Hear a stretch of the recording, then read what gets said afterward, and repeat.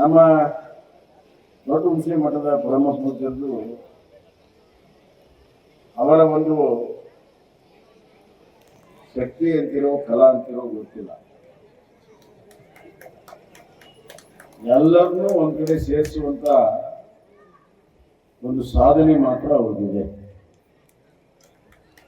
ಒಬ್ಬರಿಗೊಬ್ಬರು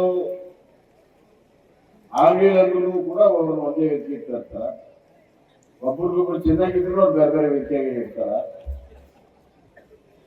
3 ದಿವಸದಾಗ ಯಾರ್ಯಾರು ಎಲ್ಲಿ ಇರ್ಬೇಕು ಅನ್ನೋದು ಅವ್ರಿಗೆ ಗೊತ್ತಿರ್ತೈತಿ, ಮತ್ತೆ ಯಾರಿಗೂ ಕೂಡ ಗೊತ್ತಿರುತ್ತೆ. ಆದ್ರೆ ನಮ್ಮಂತ ಶಿಷ್ಯರು ಅದರ ಒಮ್ಮೊಮ್ಮೆ ಟೈಮ್ ತಪ್ಪಿಸಿ ಬಂದ್ಬಿಡ್ತೀವಿ ನಾವು.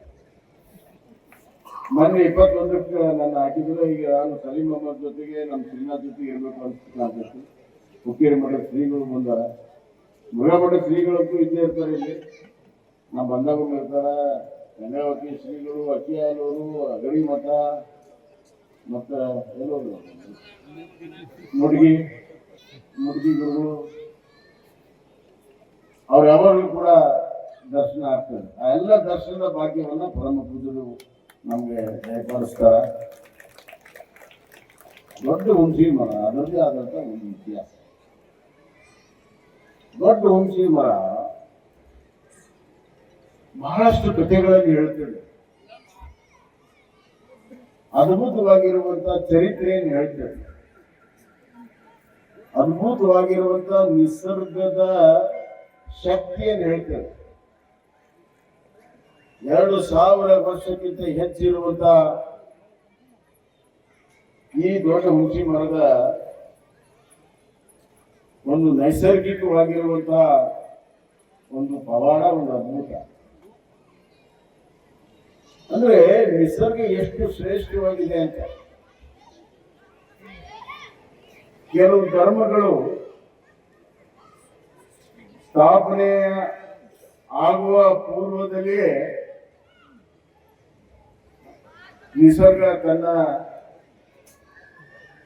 ಒಡಲನ್ನ ಅದ್ಭುತವಾಗಿರುವಂತಹ ಕಲ್ಪವೃಕ್ಷ, ಒಂದು ದೊಡ್ಡ ಸಂಪತ್ತನ್ನ ಮಾನವನಿಗೆ ಕೊಟ್ಟಿದೆ. 2000 ವರ್ಷ ಆದ್ರೂ ಕೂಡ ಇನ್ನ ಗಟ್ಟಿಯಾಗಿ ನಿಂತಿದೆ.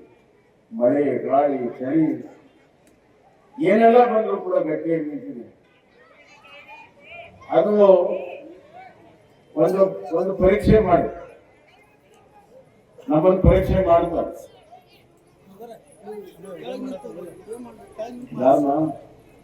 ಇವ್ರು ನಾನು ಸರಿ ಪಾಪ ಅವ್ರು ತಗೊಳಕತ್ತಾರ.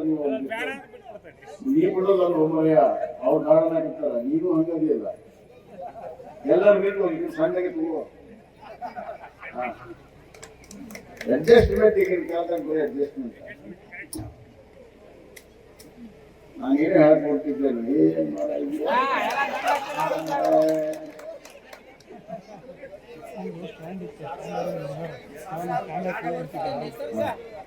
2000 ವರ್ಷದಿಂದ ನಮ್ಮನ್ನು ಪರೀಕ್ಷೆ ಮಾಡ್ತಾನೆ. ಅಜ್ಜಾರನ್ನ ಪರೀಕ್ಷೆ ಮಾಡ್ತಾರೆ. ಎಷ್ಟು ವರ್ಷದಿಂದ ಅಂದ್ಬಿಡಿ ಅಂದ್ರೆ ಎಲ್ಲ ಮಣ್ಣಿದಾಗಿ ಮತ್ತೆ ಹಳ್ಳಿ ನಿಲ್ಸಿದ್ವಲ್ಲ. ಎಷ್ಟು 5-6 ವರ್ಷದಿಂದ, ಇವರು 5 ವರ್ಷದಿಂದ ಬಿದ್ದ್ಬಿಡ್ತು. ಭಾಳ ಮಂದಿ ಹೇಳಿದ್ರು, ಇಲ್ಲ ಇದೊಂದು ಆಯುಷ್ ಮುಗಿತು, ಹಂಗೆ ಹಿಂಗೆ. ಅಜ್ಜಾರ ಯಾರು ಮಾತು ಕೇಳಿದ್ರು.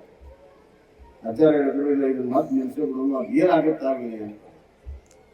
ಬಹಳ ಜನ ತಜ್ಞರು ಬಂದ್ರು ಇದನ್ನ ನೋಡಕ್ಕ, ಬಹಳ ಜನ ತಜ್ಞರು ಬಂದ್ರು. ಅದು ಹೆಂಗಾಗುತ್ತೆ, ಸೈನ್ಸ್ ಒಪ್ಕೊಳ್ಳೋದಿಲ್ಲ ಅದನ್ನ.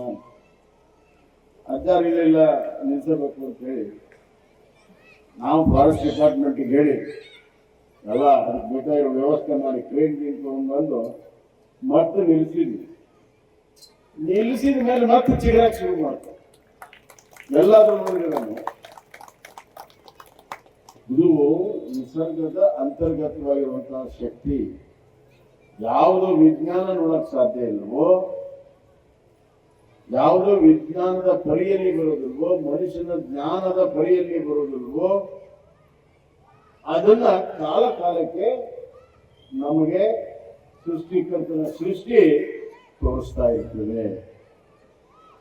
ನಮ್ಗೆ ಗೊತ್ತಿಲ್ಲ ಅಂದ್ರೆ ಅದು ಇಲ್ಲ ಅಂತಲ್ಲ, ನಮಗ ಗೊತ್ತಿಲ್ಲ ಅಂದ್ರೆ ಇಲ್ಲ ಅಂತಲ್ಲ. ಆ ಎಲ್ಲ ಸ್ವರೂಪಗಳು ಅಲ್ಲಲ್ಲಿ ಇರ್ತವೆ. ನೋಡುವಂತ ಶಕ್ತಿ ಮನುಷ್ಯನಲ್ಲಿ ಬರಬೇಕು. ಅವನು ಈ ಗ್ರಾವಿಟಿ ನ್ಯೂಟನ್ ಮೊದಲಿಂದಲೂ ಮೇಲಿಂದ ಹಣ್ಣು ಬೀಳ್ತಿದ್ವು, ಎಲ್ಲ ಬೀಳ್ತಿದ್ವು, ಯಾರಿಗೂ ಗೊತ್ತಿರ್ಲಿಲ್ಲ. ಅವಾಗ ಕೆಳಗ್ ಬಿತ್ತಲೇನು, ಯಾಕೆ ಬಿತ್ತು ಅಂತ ಯೋಚನೆ ಮಾಡಿದ. ಅವಾಗ ಗುರುತಾಕ್ಷಣ ಶಕ್ತಿ ಈ ಭೂಮಿಗಿದೆ ಅಂತ ಜಗತ್ತಿಗೆ ಗೊತ್ತ. ಅಂದ್ರೆ ನಿಸರ್ಗವನ್ನ ನಾವು ಆಳವಾಗಿ ಅಧ್ಯಯನ ಮಾಡೋದು ಇನ್ನ ಬಹಳ ಇದೆ. ಇವತ್ತು ನಿಸರ್ಗವನ್ನ ಕಾಪಾಡೋದು ಕೂಡ ಬಹಳ ದೊಡ್ಡ ಒಂದು ಸವಾಲಾಗಿದೆ. ಒಬ್ಬ ತಜ್ಞರು ಹೇಳ್ತಾರೆ, ಇಷ್ಟೆಲ್ಲ ಕಾಡು ಗೀಡೆಲ್ಲ ನಾಶ ಆಗ್ತಿರುವಂತದ್ದು ಇತ್ತೀಚಿನ ದಿನಗಳಲ್ಲಿ ಬಹಳ ದೊಡ್ಡ ಪ್ರಮಾಣದಲ್ಲಿ ಆಗ್ತಾ ಇದೆ. ಇಷ್ಟೆಲ್ಲ ನಾಶ ಆಗೋದಕ್ಕೆ ಏನ್ ಕಾರಣ? ಇಷ್ಟೆಲ್ಲ ನಾಶ ಆಗೋದಕ್ಕೆ ಮನುಷ್ಯನ ನ್ಯಾಲ್ಗಿ ಮೇಲಿರುವಂತ ಸೂಕ್ಷ್ಮಾತಿ ಸೂಕ್ಷ್ಮ ರುಚಿ ಗ್ರಂಥಗಳು, ಟೇಸ್ಟ್ ಬಡ್ಸ್ ಅಂತ ಕರೀತಾರೆ. ಈ ರುಚಿ ಗ್ರಂಥ ಏನೆಲ್ಲ ತಿನ್ನೋದಕ್ಕೆ ಏನ್ ಬೇಕು ಬಯಸ್ತದೆ. ವೆಜಿಟೇರಿಯನ್, ನಾನ್ ವೆಜಿಟೇರಿಯನ್ ಎಲ್ಲ ಅಡಿಗೆ ಮಾಡ್ಬೇಕಾದ್ರೆ ಕಡಿಮೆ ಸುಡಬೇಕು, ನಾನ್ ವೆಜ್ ಮಾಡ್ಬೇಕಾದ್ರೆ ಜಾಸ್ತಿ ಸುಡಬೇಕು. ಅಲ್ಲಿಂದ ಶುರು. ಸಣ್ಣ ರುಚಿಗಂಧ ಎಷ್ಟೊಂದು ನಾಶವನ್ನ ಮನಸ್ಸಿನಲ್ಲಿ ಮಾಡಿದೆ. ಅದು ಕೂಡ ಸೃಷ್ಟಿನೇ ಕೊಟ್ಟಿದೆ. ಅದಕ್ಕೆ ಬ್ರಹ್ಮ ವಿಷ್ಣು ಮಹೇಶ್ವರ ಅಂತ. ಮಹೇಶ್ವರ ಸೃಷ್ಟಿಯ ಕಾಲವನ್ನ ಮಾಡುವ. ಆದ್ರಿಂದ ಬಂಧುಗಳೇ, ಸೃಷ್ಟಿಯನ್ನು ಕಾಪಾಡ್ಕೊಂಡು ಹೋಗಿ, ನಿಸರ್ಗವನ್ನು ಕಾಪಾಡ್ಕೊಂಡು ಹೋಗಿ. ಇದು ನಮ್ಮ ಹಿರಿಯರು ಕಾಪಾಡ್ಕೊಂಡು ಬಂದಿರೋದು. ಈಗ ನಮ್ಮ ಸುತ್ತಿರುವಂತ ಹೊಲಗಳನ್ನು ನೋಡ್ತೇವೆ. ನಮ್ಮ ಹಿರಿಯರು ಮುತ್ತಿ ಬಿತ್ತಿ ಬೆಳೆದು ಹರಿಗಿ ನನ್ನ ಹಸನು ಇರ್ಲಿಲ್ಲ ಅಂದ್ರೆ ಈ ತರದ ಹೊಲಗಳು ಇರ್ತಿದ್ವ. ಅವರ ಕೃಪೆಯಿಂದ ನಮ್ ದತ್ತು ಬಂದಿದೆ. ಈ ನಿಸರ್ಗವೂ ಕೂಡ ಹಂಗೆ ದತ್ತು ಬಂದಿದೆ. ಈ ಬಂದಿರುವಂತ ನಿಸರ್ಗವನ್ನ ಮುಂದಿನ ಪೀಳಿಗೆಗೆ ನಾವು ಬಿಟ್ಟುಕೊಡ್ಬೇಕಲ್ಲ, ಅದನ್ನ ಹಾಳು ಮಾಡಿ ಬಿಟ್ಟುಕೊಟ್ರಿ. ನಾವು ಏನ್ ಬಂದಿದೆ ಕನಿಷ್ಠ ಅದನ್ನಾದ್ರೂ ನಾವು ಬಿಟ್ಕೊಡುವಂತ ಕೆಲಸ ಮಾಡಬೇಕು. ಹೌದಲ್ಲ? ಇಲ್ಲದೆ ಇದ್ರೆ ನಾವೇನಾದ್ರೂ ನಮ್ಮ ಆಸೆಗೆ ದುರಾಸೆಗೆ ನಿಸರ್ಗವನ್ನ ಬಹಳ ದೊಡ್ಡ ಪ್ರಮಾಣದಲ್ಲಿ ಹಾನಿ ಮಾಡಿದ್ರೆ ಅದಕ್ಕೆ ಇಂಗ್ಲಿಷ್ ನಲ್ಲಿ ಸ್ಟೀಲಿಂಗ್ ಫ್ರಮ್ ದ ಫ್ಯೂಚರ್ ಅಂತ, ಭವಿಷ್ಯದಿಂದ ಕಳ್ಳತನ ಮಾಡುವಂತ, ನಮ್ಮ ಮಕ್ಕಳ ಭವಿಷ್ಯದಿಂದ ಕಳ್ಳತನ ಮಾಡುವಂತ ಕೆಲಸವನ್ನು ನಾವು ಮಾಡ್ತೀವಿ. ನಮ್ಮ ಮಕ್ಕಳು ಮೊಮ್ಮಕ್ಕಳು ಒಳ್ಳೆಯ ಪರಿಸರದಲ್ಲಿ ಇರಬೇಕು ಅಂದ್ರೆ ಆ ಪರಿಸರವನ್ನ ನಿಸರ್ಗವನ್ನ ಕಾಪಾಡುವಂತ ಕೆಲಸ ನಾವು ಮಾಡಬೇಕು. ಇದು ದೊಡ್ಡ ಹುಣಸಿ ಮರದ ಒಂದು ಮಹಿಮೆಯ ಮಠದಲ್ಲಿ ನಿಸರ್ಗದ ಪಾಠ ಬಹಳ ಮುಖ್ಯ. ಅದರಿಂದ ಕಲಿಯೋದು ಬಹಳ ಇದೆ ಅಂತ ನಾನು ಹೇಳಕ್ಕೆ ಇಷ್ಟಪಡ್ತೀನಿ.